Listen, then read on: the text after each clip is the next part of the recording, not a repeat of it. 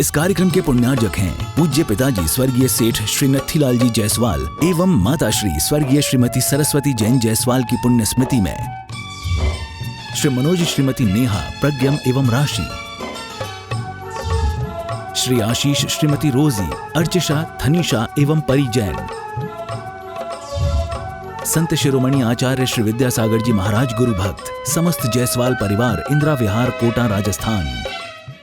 आया संयम दीक्षा महोत्सव मारे आंगण आज जी, हाई शुभ घड़ी आई देखो मंगल आज जी, आई शुभ घड़ी आई देखो मंगल आज जी, आया संयम दीक्षा महोत्सव मारे आंगण आज जी, आया संयम स्वर्ण महोत्सव मारे आंगण आज जी। आचार्य श्री जी के चरणों में हम झुका रहे अपना माथा, जिनके जीवन की हर चर्या बन पड़ी स्वयं ही नवगाथा, जैनागम काव्य सुधा कलश जो बिखराते हैं गली गली, जिनके दर्शन को पा करके खिलती मुरझाए हृदय कली। ओम ह्रीं श्री 108 आचार्य विद्यासागर मुनीन्द्र अत्र अवतर अवतर शंभो सटावानन, जय हो जय हो जय हो, अत्र तिष्ठ स्थापनम, जय हो जय हो जय हो, अत्र मम सन्नितो भव भव सट सन्निधि कर्णम परिपुष्पांजलि छिपामी। संसार के विषयों में पढ़कर मैंने अपने को भरमाया, इस राग द्वेष की वैतरणी से अब तक पार नहीं पाया, तब विद्या सिंधु के जलकड़ से भव कालुष धोने आया, आना जाना मिट जाए मेरा ये बंदी काटने आया हूँ। ओम ह्रीं श्री 108 आचार्य विद्यासागर मुनीन्द्राय जन्म जरा मृत्यु विनाशनाय जलम निर्पामिति। अनगढ़ पत्थर को गुरु ने तराशा, शांति किया गुरु ने विद्या पिपासा, विद्याधर से विद्यासागर बने धूम धाम से, विद्याधर से विद्यासागर बने धूम धाम से, आया संयम दीक्षा महोत्सव हमारे आंगन आज जी।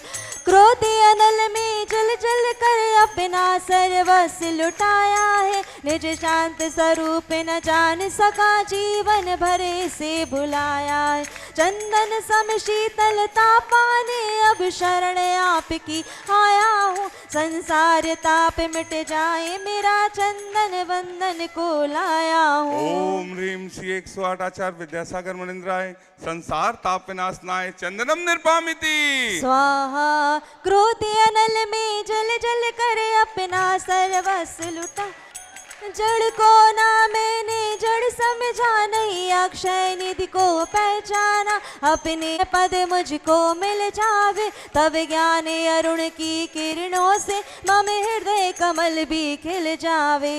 ओम ह्रीं श्री 108 आचार्य विद्यासागर मुनीन्द्राय अक्षय प्राप्ताय अक्षतान निर्पामिति। स्वाहा। गुरु ने कहा था गुरुकुल बनाना, संघी को गुरुकुल तुमने बनाया, गुरु भावों को पूर्ण करने चले विद्याराज रे, गुरु भावों को पूर्ण करने चले विद्याराज रे, आया संयम दीक्षा महोत्सव हमारे आंगन आज जी।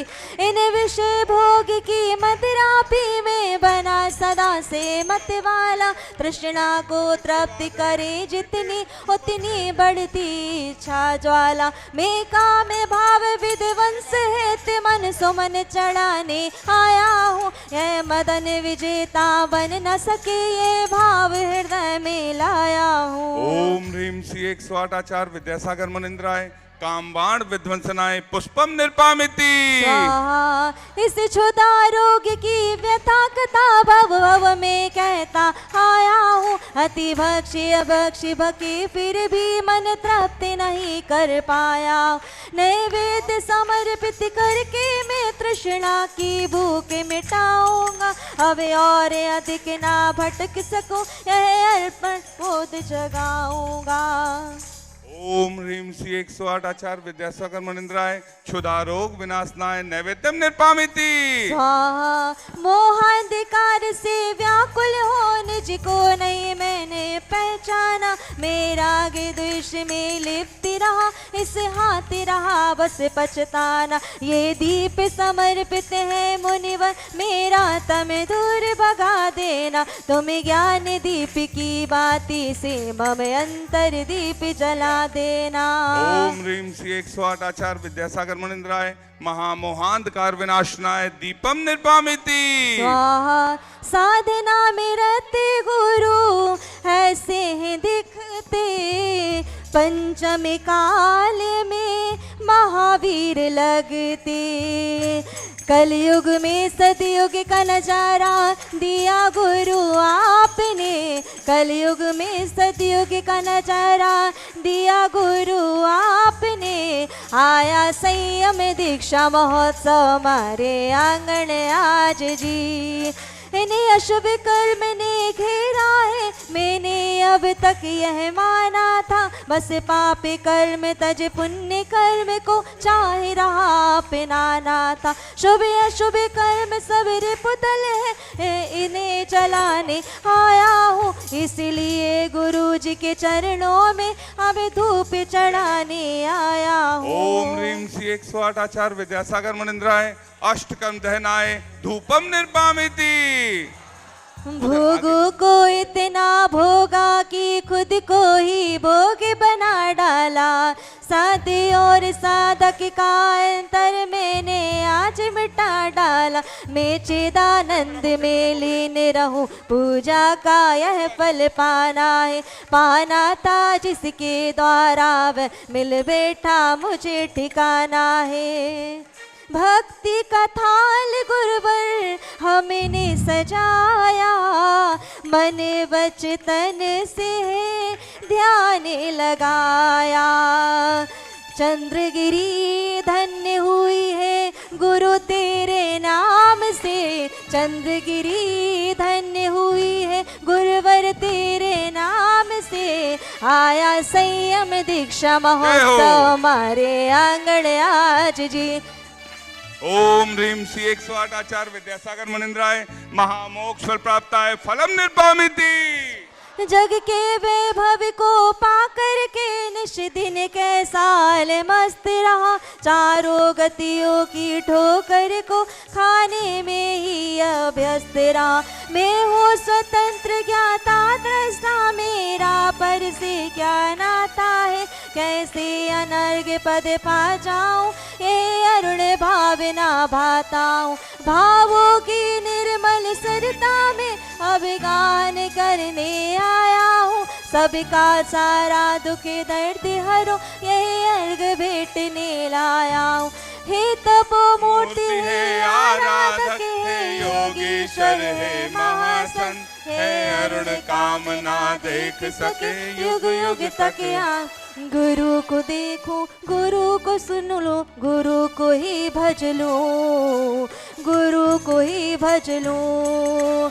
गुरु गुरु गाओ गुरु गुरु गाओ, गुरु में ही बस लो, गुरु में ही बस लो। गुरु ही मेरी तप है साधना, गुरु ही मेरी तप है साधना, भक्ति सिद्ध कर दो। मेरे चारों धाम के तीरथ विद्यासागर हो, मेरी श्रद्धा मेरी भक्ति मेरे गुरुवर हो, मेरे चारों धाम के तीरथ विद्यासागर हो। ओम ह्रीम श्री 108 आचार्य विद्यासागर मनिंद्राय अनर्प प्राप्ताय जय माला पूर्णार्घम निर्पामिति स्वाहा।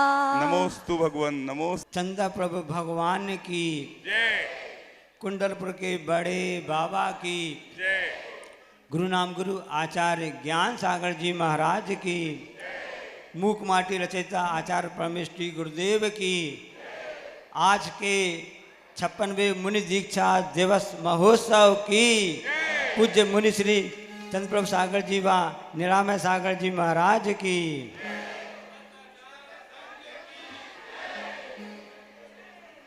आज की तिथि धन्य हुई, आज की तिथि धन्य हुई कि जिस दिन एक बार नहीं 2 बार धन्य हुई। प्रथम बार तो आज के 55 वर्ष पहले राजस्थान की उस अजमेर नगरी में परम पूज्य ज्ञान सागर महाराज जी के कर कमलों से, और दूसरी बार अभी संचालक ने बताया था कि आचार्य श्री विद्यासागर महाराज जी के कर कमलों से 24 साल पहले 1992 में कुंडलपुर में हुई। यह दीक्षा दिवस है। और एक घटना हमको याद आती है जिसमें कि संस्मरण उस समय सुनना था कि आचार्य श्री, सब लोग कहते ना पंचम काल चल रहा है, हीन संगठन है, कैसे काम चलेगा, कैसे दीक्षा, कैसे क्या हम इन व्रतों का निर्वाह कर सकते हैं। उस समय फिर आचार्य महाराज जी ने कहा हीन संगठन है तो क्या हुआ, कोई चिंता की बात नहीं है, क्योंकि लोग कहते कि हीन संगठन है कैसे साधना करेंगे, क्योंकि पहले मुनिराज लोग साधना करते हैं तो जंगल में रहना पड़ता है। कहाँ रहना पड़ता है? जंगलों में रहते थे, वहाँ साधना करते थे। अब पंचम काल है, हीन संगठन है, तो अब कैसे किया जावे। तो आचार्य महाराज जी ने बहुत अच्छी बात कही थी, आपको बताना चाहते हैं कि चिंता की बात नहीं है। पंचम काल चल रहा है, हीन संगठन चल रहा है, पहले मुनिराज जी जंगल में रहते थे, कोई चिंता की बात नहीं है। अब भी अच्छा समय है, अभी भी मुनि दीक्षा धारण करके व्रतों को अंग करके अपनी साधना कर सकते हो। अभी भी जंगलों में रहो। कौन से जंगलों में? जो हमारे संत निवास आदि होते हैं, जहाँ पर महाराज जी रहते हैं, वहाँ खिड़की रहती है ना, विंडो, उसको बुंदेलखंड में क्या बोलते हैं? जंगला। तो जंगला मतलब जंगलों में भी हम रह करके साधना कर सकते हैं। ये आचार्य महाराज जी की तो ऐसा रहता है। और वास्तव में देखा जावे, जैसे सुनने में आया कि आज दीक्षा दिवस के उपलक्ष्य में यहाँ के व्यक्तियों ने एक सभी गांव वासियों के लिए भंडारा का सामूहिक भोजन के लिए व्यवस्था की है। तो पहले भंडारा आदि होते थे, भोजन होता था, तो सबसे पहले क्या परोसा जाता था? जब पंगत होती थी तो सबसे पहले क्या परोसा जाता था? सबसे पहले परोसा जाता था तो पत्तल परोसी जाती थी। क्या परोसा थी? पत्तल। जिस पत्तल पर, जिसको अपन हिंदी में अब थाली बोलते हैं, तो पत्तल परोसी जाती थी। उस पत्तल में ही भोजन सामग्री उसमें रखी जाती थी। ये दिगंबर तो देख रहे हैं, ये तो पत्तल है, पत्तल के समान है, जिसमें 28 मूल गुण जैसे भोजन सामग्री परोसी जाती है। धन्य आचार्य ज्ञान सागर महाराज जी कि जिन्होंने आज के दिन ऐसा अद्भुत कार्य करके इस पूरी समूची जैन समाज ही नहीं, समूची श्रवण संस्कृति नहीं, पूरी भारतीय संस्कृति के लिए एक मील का पत्थर साबित कर दिया। मील का पत्थर तो बहुत छोटा लग रहा हमको, क्योंकि मील का पत्थर तो गड़ा रहता है, वह संकेत बस देता है कि आप यहाँ चले जाओ, यहाँ आ जाओ, यहाँ चले जाओ। लेकिन जो गुरु महाराज होते हैं, ऐसे दिगंबर श्रमण होते हैं, ऐसे सदोपयोगी ऐसे मुनिराज होते हैं, ऐसे महाराज तो उस मील के पत्थर से बढ़ कर के हैं। शिव पथ चलते और चलाते, औरों को भी आर यहाँ, ऐसा होता है। यह दिगंबर इसी प्रकार से होता है। बहुत ही, जब हम लोग की दीक्षा हुई थी तब आचार्य महाराज जी ने कहा था कि यह सामान्य नहीं है मुनि दीक्षा धारण करना, इसके लिए अनेक जन्मों की, जैसे व्यापार करते हैं ना, चालू करते हैं तो पूंजी लगानी पड़ती है, पूंजी इकट्ठी करनी पड़ती है, तब कहीं जाकर कोई व्यापार आदि होता है। इसी प्रकार से यह दिगंबरत्व है, यह मुनि दीक्षा है जिसमें अनेक जन्मों की पुण्य की पूंजी इकट्ठी की जाती है, तब कहीं जाकर के यह ऐसा पुण्य से उसे प्राप्त होता है। हम सभी धन्य हैं कि ऐसे गुरु महाराज की दीक्षा दिवस मनाने का हम सबको सौभाग्य प्राप्त हो रहा है। एक अच्छा संस्मरण याद में आ गया कि सन 1972 की बात है, नसीराबाद की बात है, राजस्थान की। उस समय आचार्य ज्ञान सागर महाराज जी भी थे, साथ में आचार्य महाराज जी भी थे। और उस समय एक व्यक्ति जो खतौली के हैं वो वहाँ पर आए हुए थे। उन्होंने क्या कहा आचार्य जी से कि जिन्होंने जैनिज्म ऑफ इंडिया, इस पुस्तक को उन्होंने लिखा हुआ है। तो उनके साथ में एक जर्मन के विद्वान भी आए थे, एवर्ड हार्ड फिशर। उन्होंने देखा सवाए, तो पहले उन्होंने दर्शन किए थे दिगंबर मुनि महाराजों के, जर्मनी के व्यक्ति थे। और उन्होंने देख के जब आचार्य महाराज जी को देखा उस समय, तो अरे ऐसा भी होता है, ये भारत में ऐसा भी होता है, कितने अच्छे सुंदर दिख रहे हैं, कितना अच्छा लग रहा है। एक तरफ वयोवृद्ध ज्ञान सागर महाराज जी थे, तो एक तरफ है ऐसे आचार्य श्री विराजमान थे। उन्होंने कहा, जो साथ में थे, अपनी भाषा में कहा, जर्मनी भाषा में कहा कि जैसा यहाँ पर है ऐसा हम अपने जर्मन भी करना चाहते हैं। जर्मन में भी हम ऐसे साधु के वहाँ दर्शन करना चाहते हैं और हम आपको वहाँ पर ले जाना चाहेंगे। तो उस समय ज्ञान साहब महाराज जी ने कहा होगा, आप कैसे ले जाएंगे, क्योंकि दिगंबर साधु तो वाहन में चलते नहीं हैं, पैदल चलते हैं, पाँव चलते, गांव ऐसे पैदल विहार करते हैं। नहीं, हम पैदल ले जाएंगे। आप जो अपने पाकिस्तान अफगानिस्तान है ना, कंधार आदि की रास्ता होते हुए ऐसे जर्मन करके ले जाएंगे। ठीक है, अब ले तो जाएंगे, लेकिन ऐसे हिसाब से हर जगह ऐसा दिगंबर जाना हर जगह अलाउ है नहीं है, हर जगह परमिशन जिसको स्वीकृति मिलती नहीं है, आप कैसे करके ले जाओगे। तो उन्होंने कहा, हम कवर्ड करके ले जाएंगे, ऐसा कवर्ड करके ले जाएंगे, पूरी सुरक्षा व्यवस्था के साथ में ले जाएंगे। तब आचार्य श्री ने कहा, हम तो शेर हैं, शेर कभी किसी के बंधन में रहता नहीं है। इसलिए मूलाचार में कहा गया है, दिगंबर श्रवणचर्या होती है, सिंह वृत्ति होती है। जहाँ पर सिंह वृत्ति होती है वहाँ याचना नहीं होती है। ऐसा महत्वपूर्ण ऐसा अवसर आया है। और जब उसी की बात हमको सुनने में आई तो हमको याद आ गया कि भावों की निर्मल सहिता में, ऐसे कहते हैं ना, अब गाहन करने आया हूँ, तो यह वास्तव में भावों की बात रहती है। हम जितने अच्छे परिणाम भाव करेंगे, अंदर से भी दिगंबरत होता है और बाहर से भी दिगंबरत होता है, तब कहीं जाकर के यह वेश धारण किया जाता है। परिग्रह 24 भेद त्याग करे मुनिराज जी, ये पढ़ते ना। और एक संस्मरण याद में आ गया, उसमें पढ़ा था सन 1982 की बात है। उस समय उस समय कौनी जी की हमने पढ़ा था उस समय। तो कौनी जी की घटना है। तो कौनी जी उस समय संघ में सिर्फ 3 ही मुनि महाराज जी थे, पूज्य समय सागर जी, सागर जी और महाराज जी होंगे। बाकी सभी जितने समता सागर जी, सुधा सागर जी महाराज जी, ये लग चलक अवस्था में और रहेंगे वैसे। तो उस समय क्या हुआ कि कौनी जी पाटन, जहाँ के अभय सागर महाराज जी हैं, तो उस समय चाची वहाँ पर विराजमान होंगे। एक अजैन व्यक्ति आया, वो हाथ में फूलों की माला लिए हुए था। अचासी विराजमान हो गए। सबने सोचा कि सभी लोग जैसे चढ़ाते अपने भक्ति भाव से, जो भी द्रव्य होती सब यहाँ पर चढ़ाते होंगे, इसे चढ़ाने के लिए आया होगा। अब उस व्यक्ति आया तो उसने क्या किया, उसने आकर के, हमने जो सुना है पढ़ा वो आपको बता रहे हैं, 82 की घटना है। सबने सोचा कि वह यहाँ पर फूलों की माला चढ़ा देगा, उसको मालूम अजैन व्यक्ति है।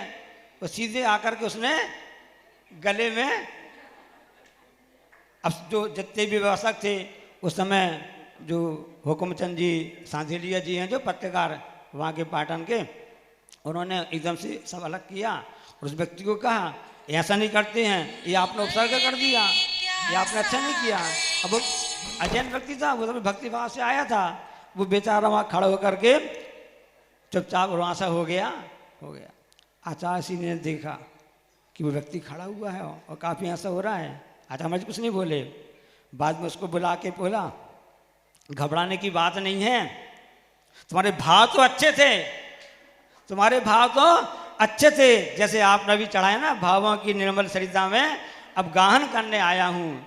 हम सभी प्रार्थना करते हैं, हे प्रभु, आपके दीक्षा दिवस महोत्सव में हम यही प्रार्थना करते हैं कि संसार के सभी जीवों को यह पद प्राप्त हो, आपके कर कमलों से हो, और हम सबके भाव और ऊंचे ऊंचे होते रहें, और हम सब आपके साथ में, आपके स्वर्ग में विराजमान रहते हुए भी, वहाँ उपस्थित रहते हुए भी सिद्ध अवस्था को प्राप्त करें। बोलिए अहिंसा परमो धर्म।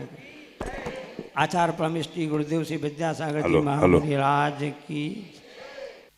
स्मृति वर्तमान में होती है किंतु वर्तमान का अनुभव नहीं करती। स्मृति वर्तमान में भले ही होती है, किंतु वर्तमान की अनुभूति नहीं करते। वर्तमान के अनुभव से अतीत में ले जाती है, स्मृति कहलाती है।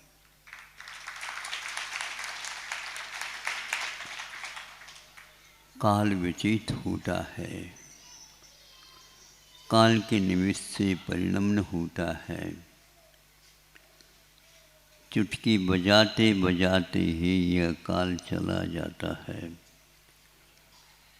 स्मृति रह जाती है। स्मृति रह जाती है। सब लोग 56 वर्ष पूर्व को याद कर रहे हैं और बैठे हैं चंद्रगिरी पे।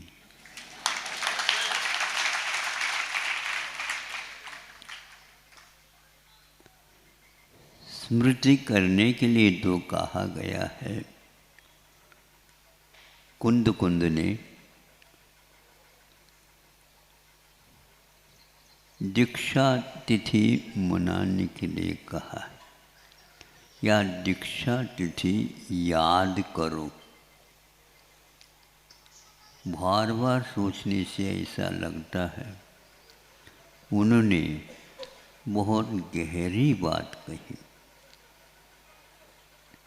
उसको याद करने से क्या होता? उसको याद करने से क्या होता है? उसको याद नहीं करना, दिन को याद नहीं करना, किंतु दीक्षा क्यों धारण की है इसको याद कराने के लिए वह तिथि सामने आ जाए।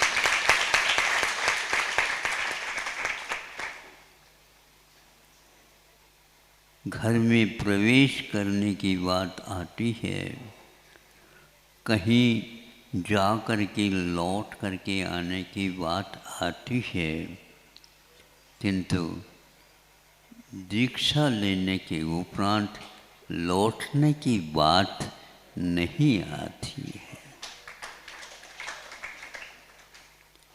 लौटना हो तो फिर निकलो ही नहीं। लौटने का अर्थ क्या होता है? अभी रहस्य पूर्ण ज्ञात नहीं हुआ।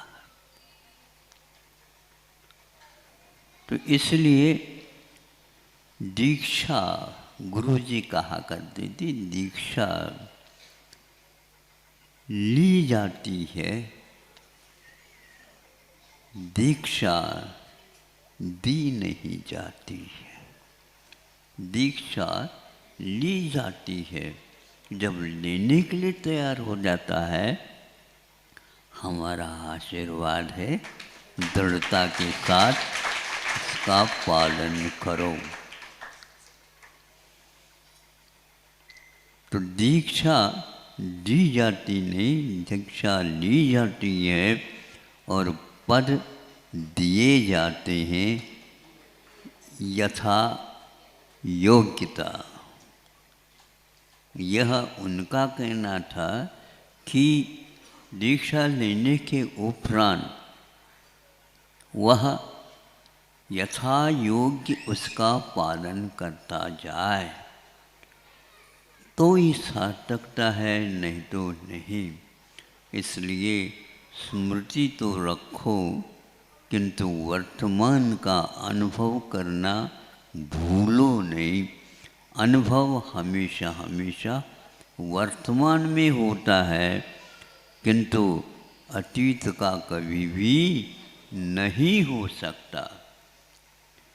केवली भगवान भी अतीत का अनुभव नहीं कर सकते, अनागत का भी वह अनुभव नहीं हो सकता। जो वर्तमान में है प्रत्यक्ष, वही अनुभव में आता है, संवेदन में आता है। तो हमें दिख रहा है शरीर, संसार सब कुछ दिख रहा है, देखने वाला नहीं दिख रहा है। देखने वाला जो होता है वह कर्ता होता है, वो हम हैं।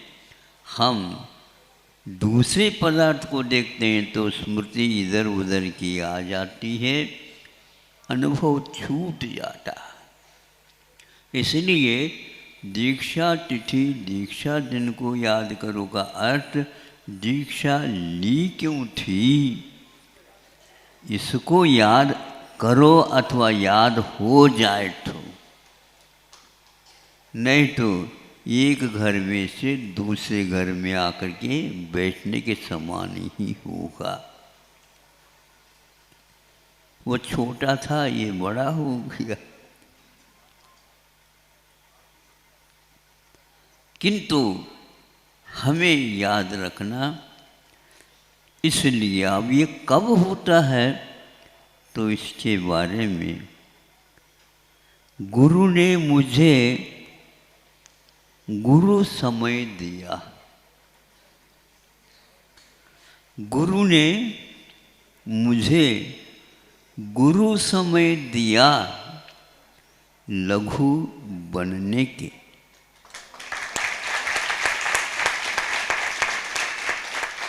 हम अपने आप को बड़े मानते थे और दुनिया मानती है अपने आप को बड़े।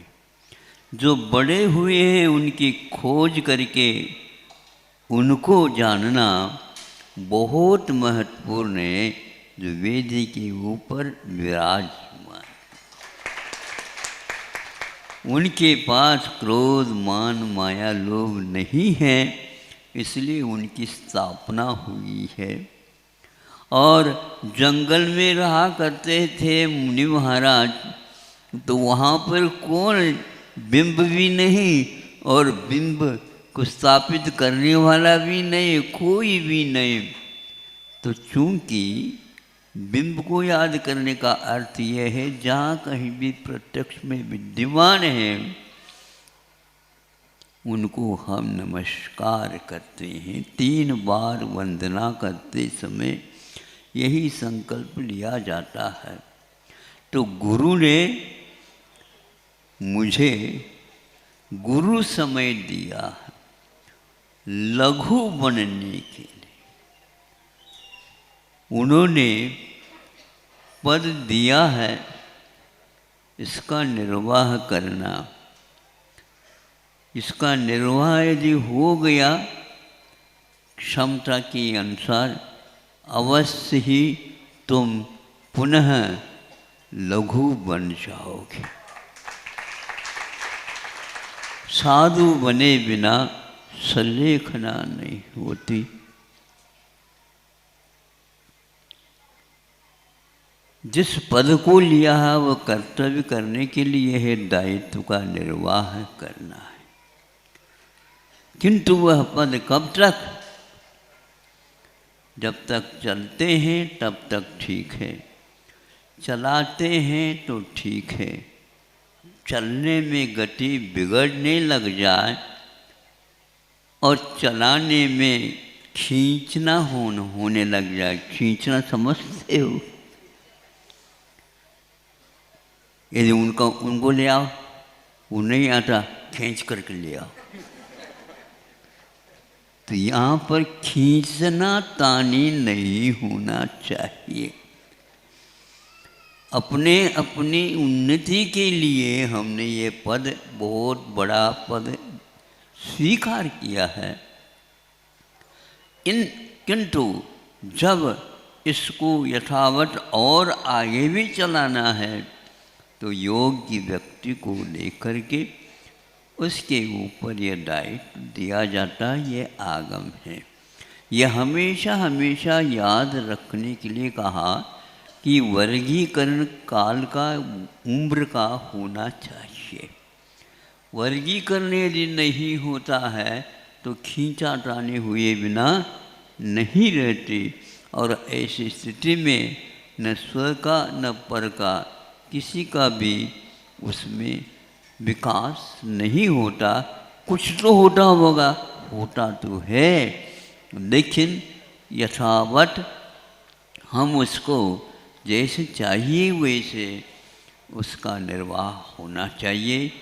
इसलिए आचार्य गुरुवर ने आज स्वयं लघु बन करके अपने भीतरी शक्ति को विकसित किया है। लघु बन करके ही हम बड़े बनेंगे, बनाया जा सकता बना, किंतु कर्तव्य करना होता है और कुछ नहीं होता। ट्रेन चलती है, सामने तो उसका संचालन करने वाला चालक बैठता है,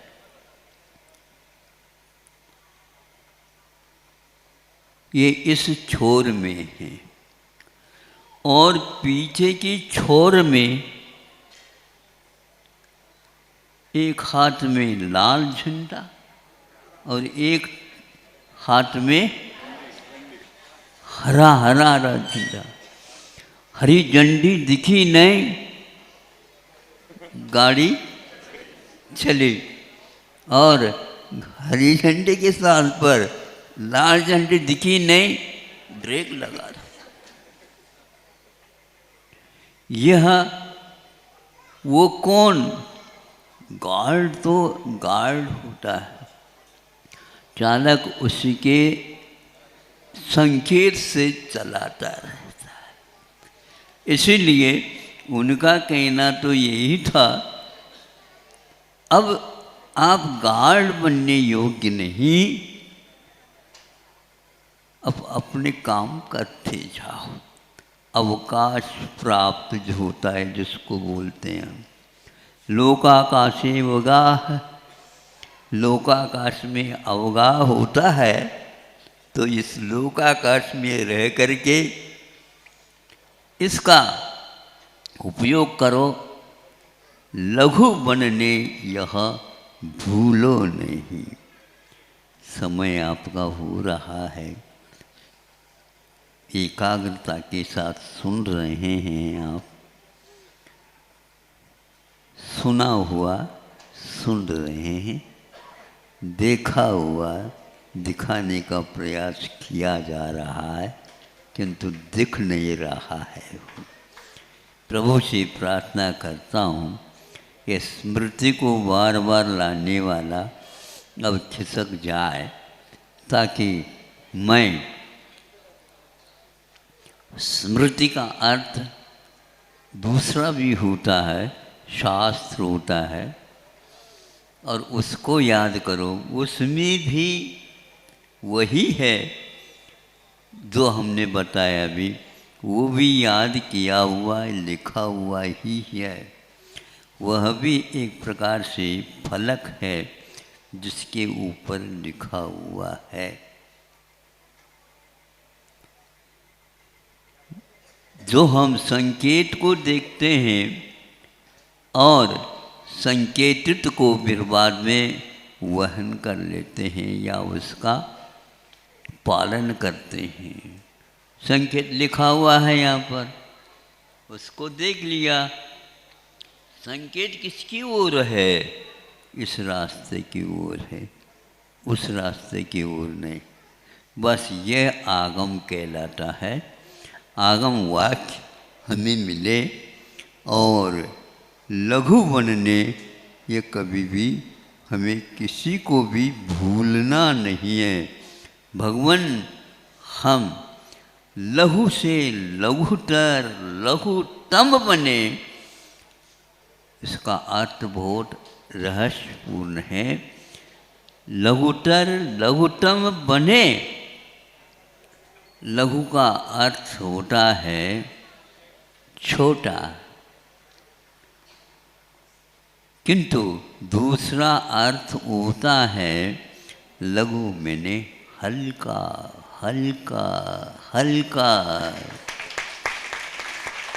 जैसे पहले गुरु भारी पूड़ी डाली कच्ची और बहुत अच्छा घी भी है, पहले सर्वप्रथम भारी होने के कारण वह गोता खाता है।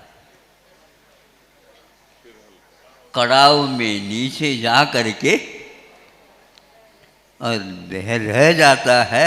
फिर इसके उपरांत आप लोग ऊपर से भी उसके ऊपर घी डालते रहते, अभिषेक करते उसकी।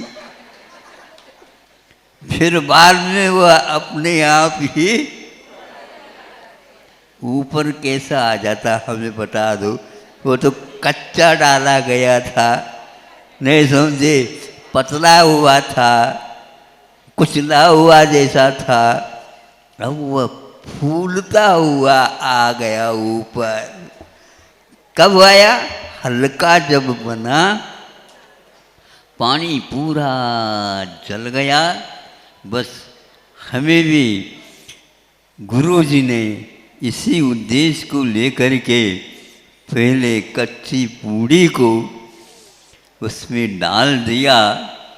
बहुत समय तक डलता है, फिर बाद में उसको निकाल देता है, तो वह हल्का होता है।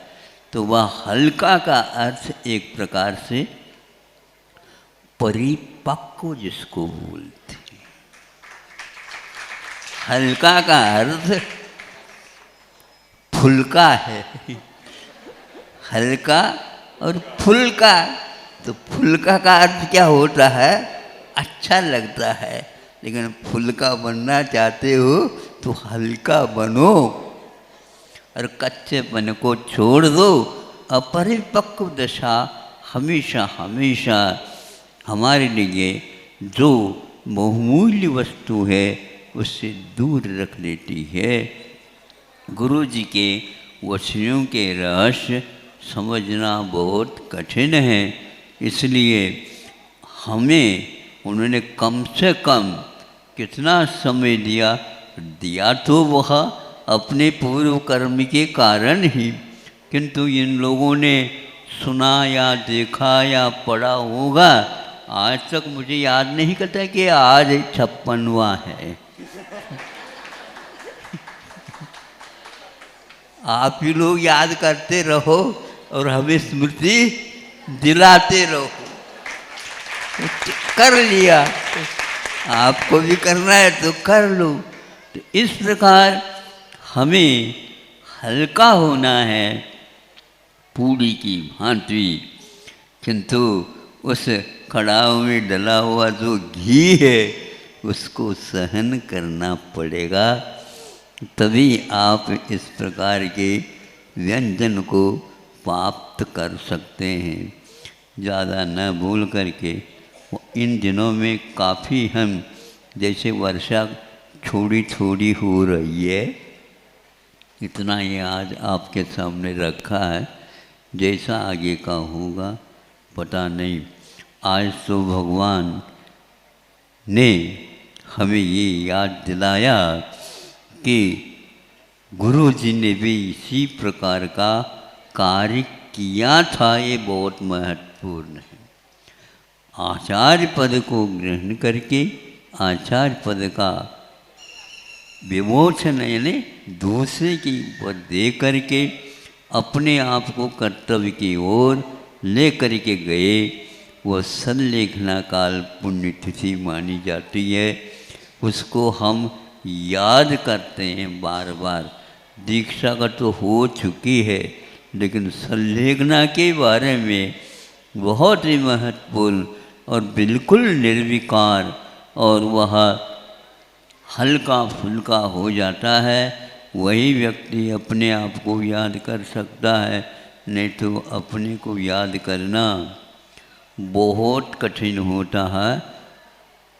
उसको याद करने वाले जितने हैं उनको ही हम याद कर रहे हैं, उनको ही हम बार बार कह रहे हैं। जैसे आपने हमारे लिए कहा है इस प्रकार कार्य करना, तो ये आपका कर्तव्य है हमें याद दिलाना, ताकि हम आपके अनुकरण कर सके। अहिंसा परमो धर्म की जय।